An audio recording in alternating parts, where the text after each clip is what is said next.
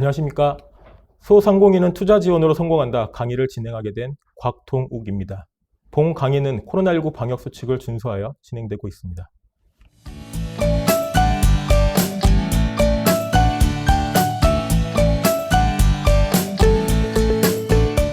오늘 강의는 소상공인들께서 받으실 수 있는 투자 지원 정책들에 대해서 소개해드리는 시간일 텐데요.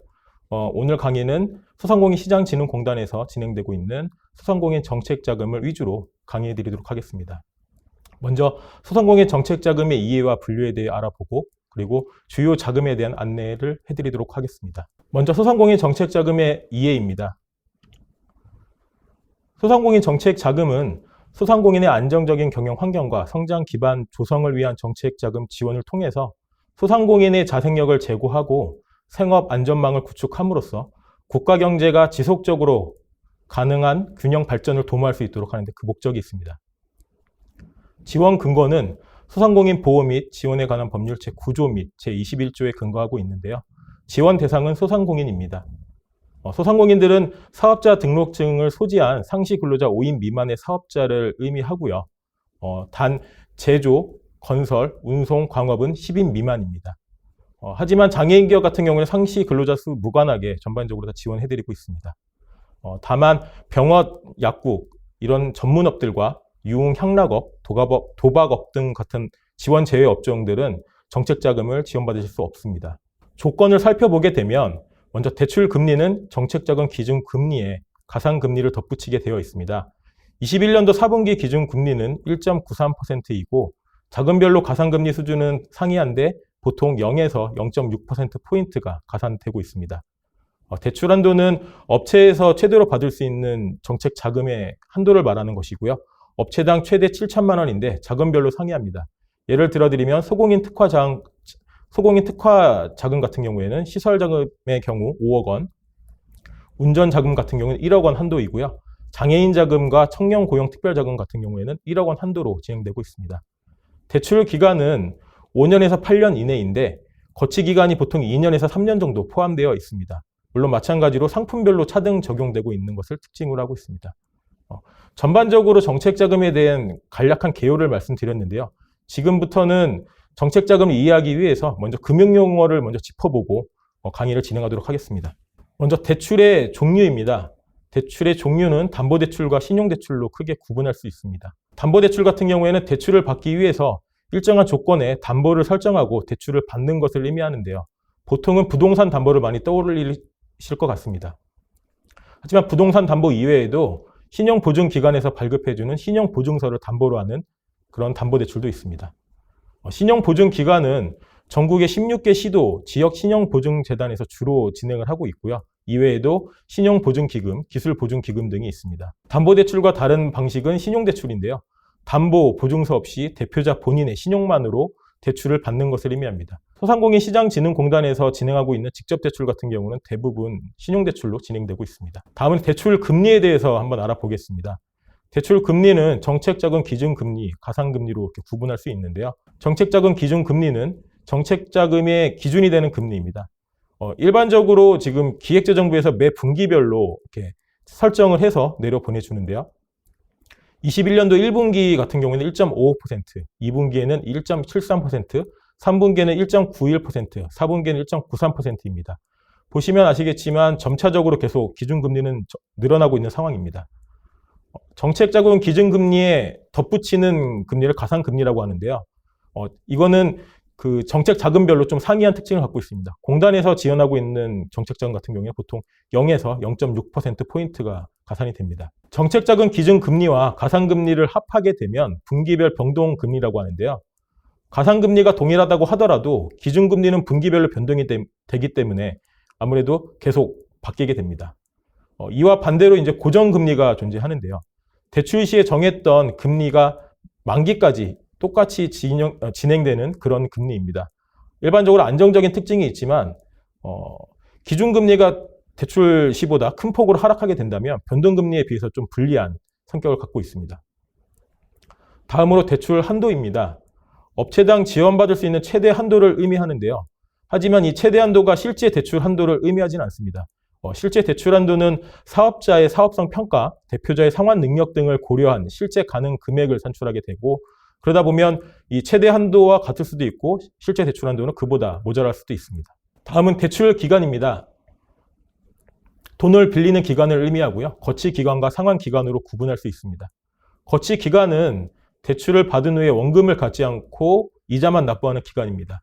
보통 공단에서 진행하고 있는 상품들 같은 경우에는 2년 거치가 많이 있는데요. 거치 기간 동안에는 이자만 납부하시게 되면 됩니다. 그리고 상환 기간은 거치 기간이 종료 후에 원금과 이자를 분할하여 납부하는 기간을 의미하는데요.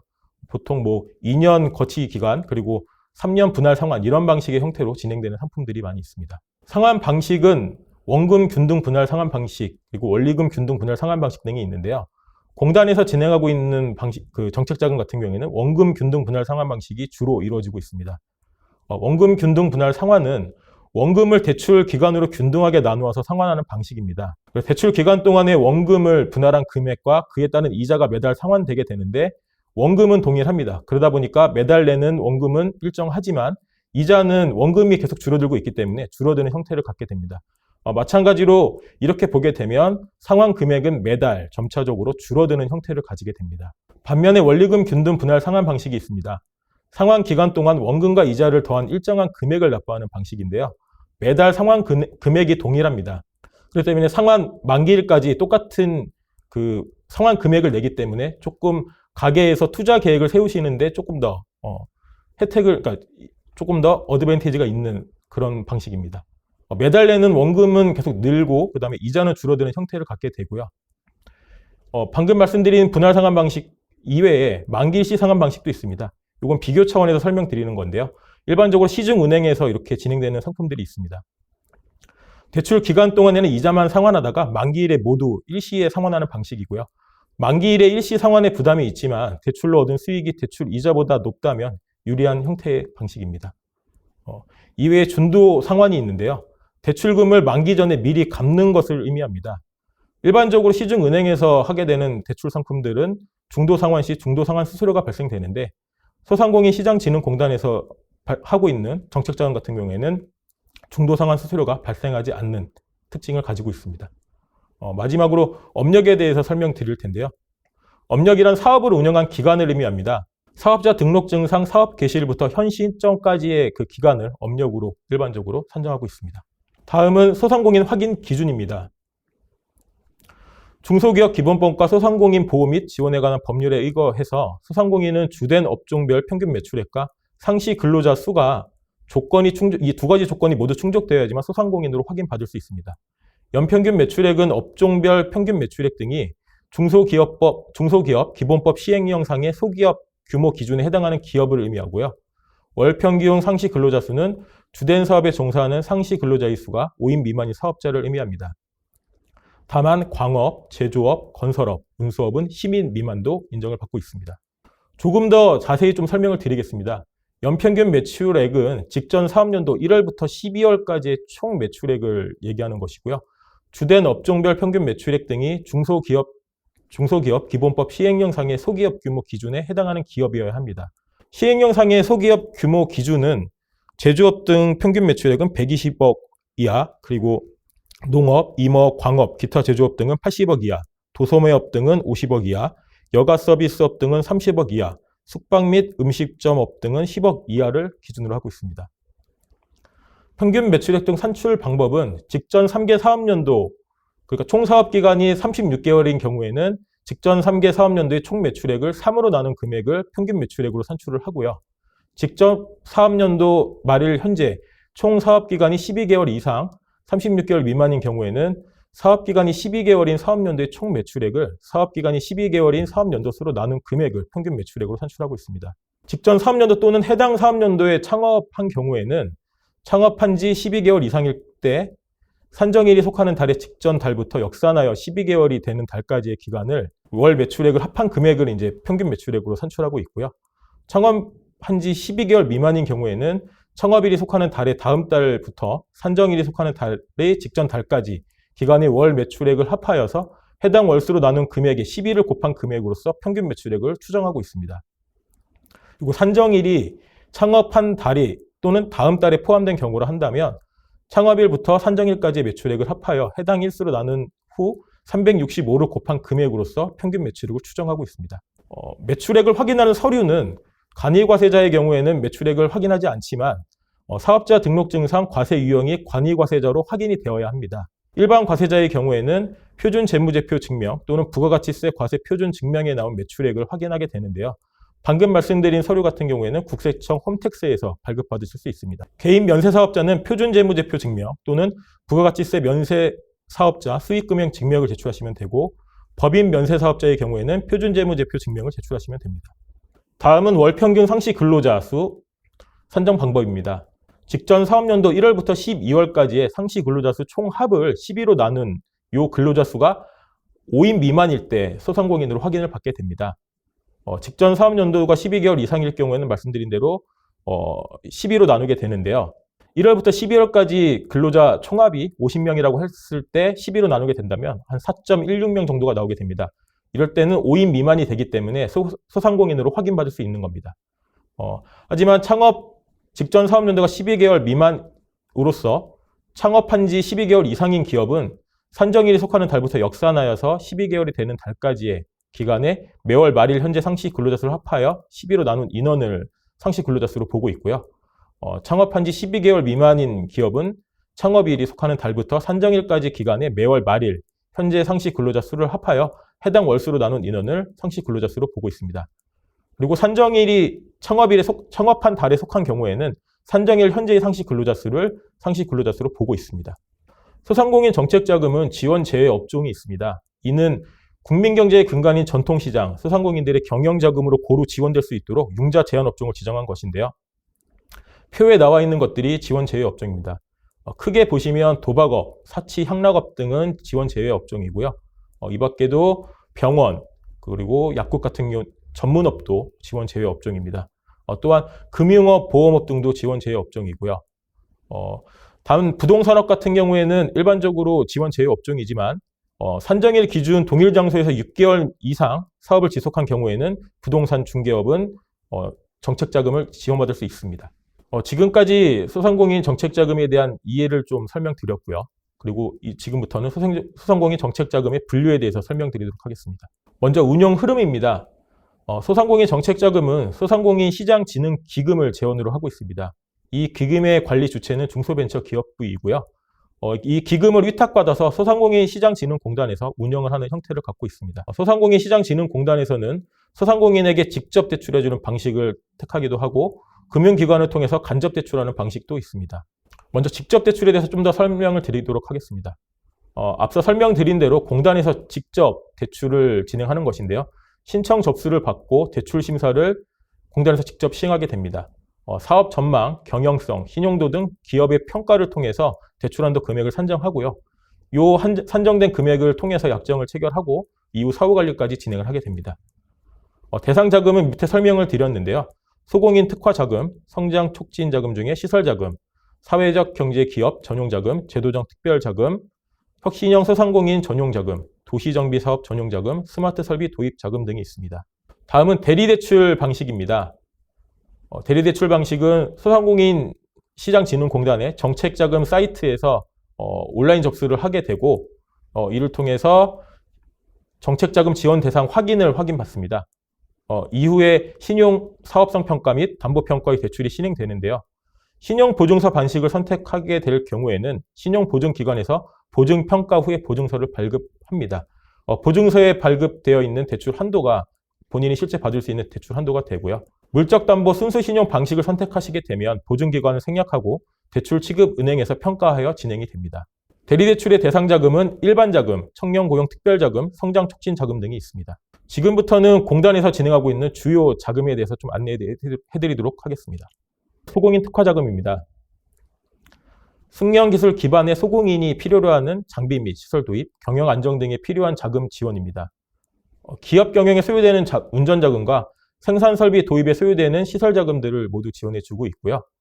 이러한 자금 지원 혜택을 통해서 승련기술을 가진 소공인들이 안정적으로 제조업에서 조금 더 성공할 수 있도록 지원해주는 자금이라 보시면 됩니다. 올해 지원 규모는 총 6천억 원 정도 형태이고요. 지원 대상을 살펴보면 제조업을 영위하는 상시 근로자 수 10인 미만의 소공인을 대상으로 하고 있습니다. 다만 불건전 업종 영위, 국세 또는 지방세 체납, 휴폐업 중의 소공인 등은 지원 불가합니다. 대출 한도는 업체당 5억 원이고요. 운전자금 경우에는 연간 1억 원 한도로 지원을 받을 수 있습니다. 대출 금리는 정책자금 기준금리의 가산금리가 0.4에서 0.6%포인트가 적용이 되고요. 대출 기간은 운전자금 5년, 시설자금 8년이 이렇게 대출 기간이 정해져 있습니다. 물론 이 기간 안에는 거치기간이 포함되어 있는 것이고요. 지금 공단에서 진행하고 있는 대표적인 자금이고 많은 소공인들께서 이용을 하시고 있는 상품입니다. 다음은 성장촉진 자금입니다. 업력 3년 이상의 성장기 및 성숙기의 소상공인들의 소상인의 활력을 제고하기 위한 상품이고요. 제도약을 위한 자금 지원으로 보시면 됩니다. 지원 규모는 올해 4천억 한도로 지금 지원이 되고 있고요. 지원 대상은 사업자 등록증 기준 업력 3년 이상의 소상인입니다. 따라서 제조업을 영위하시는 소상공인들 같은 경우에는 앞서 말씀드린 그 소공인 특별자금을 쓰시는 게 조금 더 혜택이 있습니다. 불건전 업종 영위, 그리고 국세 또는 지방세 체납, 휴폐업 중인 소상인들은 지원이 불가합니다. 대출 한도는 업체당 1억 원 한도인데요. 시설자금의 같은 경우는 2억 원 한도입니다. 아까 소공인 특화자금은 시설자금이 5억 원 한도이기 때문에 좀 더 대출 한도가 높고요. 대출금리 같은 경우에는 정책자금 기준금리의 가산금리가 0.2에서 0.4%포인트 적용됩니다. 성장촉진자금은 대리대출 방식과 직접 대출 방식으로 구분이 되는데 대리대출 방식의 경우에는 보증서나 부동산 담보를 설정한 후에 은행에서 대출을 받게 됩니다. 따라서 보증수수료나 담보평가 비용이 들기 때문에 소공인 특화자금에 비해서는 다소 금리가 더 낮지만 금융비용은 더 발생하는 특징을 가지고 있습니다. 대출 기간은 거치기간 포함해서 5년인 상품입니다. 다음은 스마트 소상공인 전용 자금입니다. 혁신형 소상공인, 스마트 공장으로 지정된 소상공인의 지속 성장 마련에 필요한 자금 지원 성격이고요. 지원 규모는 올해 3천억 원 규모입니다. 지원 대상은 스마트 소상공인 전용 자금 중에서 혁신형 소상공인 자금의 경우에는 100년 가게, 100년 소공인 등 공단이 지정한 혁신형 소상공인이 대상이고요. 스마트 설비 도입 자금의 지원 대상은 스마트 공장 보급 확산 사업에 참여한 스마트 설비 도입 또는 도입 예정인 기업, 그리고 스마트 공장 수준 확인 등급이 레벨 1에서 5인 기업을 대상으로 하고 있습니다. 불건전 업종을 영위하거나 국세 또는 지방세 체납, 휴폐업 중인 소상공인 등은 지원이 불가합니다. 대출 한도는 업체당 5억 원이고요. 운전자금의 경우는 1억 원 한도로 진행이 되고 있습니다. 대출 금리는 정책자금 기준금리에 가산금리가 0.2%포인트 적용됩니다. 대출 기간은 운전자금은 5년이고 시설자금은 8년입니다. 해당 기간에는 거치기간이 포함되어 있습니다. 다음은 일반 경영 안전자금입니다. 소상공인의 자금 애로를 해소하여 영업 지속률을 제고하기 위한 경영 안정자금이고요. 지원 규모는 1조 3천억 원 규모입니다. 지원 대상은 소상공인 보호 및 지원에 관한 법률상의 소상공인을 대상으로 하고 있고요. 불건전 업종 영위, 국세 또는 지방세 체납, 휴폐업 중인 소상공인 지원 등은 지원이 불가합니다.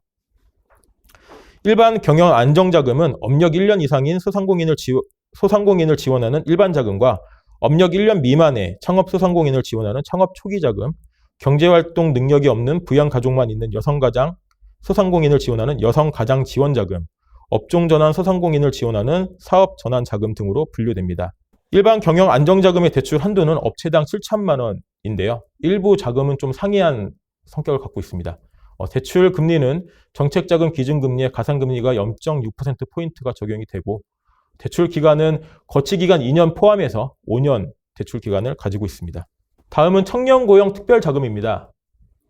우수한 사업성과 발전 가능성은 있으나 자금력이 부족하여 애로사항을 겪고 있는 청년 또는 청년 고용 소상공인의 경영 활성화를 지원하기 위한 자금입니다. 올해 지원 규모는 5,500억 원 규모이고요. 지원 대상은 청년 소상공인, 그러니까 만 39세 이하의 청년 소상공인을 의미합니다. 그리고 전체 상시 근로자 중에서 50% 이상 청년 근로자를 고용 또는 최근 1년 이내에 청년 근로자를 고용한 사업주를 대상으로 하고 있습니다. 마찬가지로 불건전 업종을 영위한다든지 국세 또는 지방세가 체납됐다든지 휴폐업 중인 소상공인들은 지원이 불가하고요. 청년 근로자는 만 39세 이하의 내국인을 대상으로 하고 있습니다. 대출의 한도는 업체당 1억 원 한도이고요. 대출 금리는 정책자금 기준금리에 가상금리가 0에서 0.4%포인트 적용됩니다. 대출 기간은 거치기간 2년 포함해서 5년인 상품입니다. 다음은 집합금지업종 소상공인 임차료 융자 프로그램입니다. 코로나19로 사회적 거리두기 격상에 따라서 경영 애로를 겪고 있는 집합금지업종 소상공인의 임차료 등을 지원하는 그런 융자 프로그램입니다. 올해 지원 규모는 8천억 원 규모이고요. 지원 대상은 중앙재난안전대책본부 그리고 지자체의 방역 강화로서 집합금지 업종을 영위하는 유상임차 소상공인을 대상으로 합니다. 소상공인 기준, 그러니까 아까 말씀드렸던 연평균 매출액과 월평균 상시 근로자 수 요건에 해당이 돼야 되고요. 대출 제한 사유에 해당되지 아니한 그런 소상공인을 대상으로 임차료 융차를 지원해주고 있습니다. 운전자금으로서 사업장 임차료 등의 사업 운영에 필요한 운전자금을 지원해주는 것이고요. 대출 한도는 업체당 최대 2천만 원입니다. 하지만 지원 대상자 중에서 기존 임차료 융자를 지원받은 경우에는 최대 1천만 원 한도로 지원이 되고 있습니다. 대출 금리는 연 1.9%의 고정금리이고요. 대출 기간은 2년 거치고 3년 분할 상환, 그래서 총 5년의 대출 기간을 가지고 있습니다. 지금까지 소상공인들이 지원받을 수 있는 정책 자금에 대해서 기본 개념 및 분류, 주요 자금에 대해서 알아보았습니다. 문의사항이 있으시면 질문에 답변을 드리도록 하는 Q&A 시간을 가질 텐데요. 별다른 문의사항이 없으신 관계로 강의는 종료하도록 하겠습니다. 코로나19로 모두가 어려운 시기입니다. 본인에게 알맞는 저금리의 정책 자금을 지원받으신다면 현재의 힘든 상황을 헤쳐나가시는 데 큰 도움을 받으실 수 있을 것 같습니다. 이상으로 강의를 마치도록 하겠습니다. 감사합니다.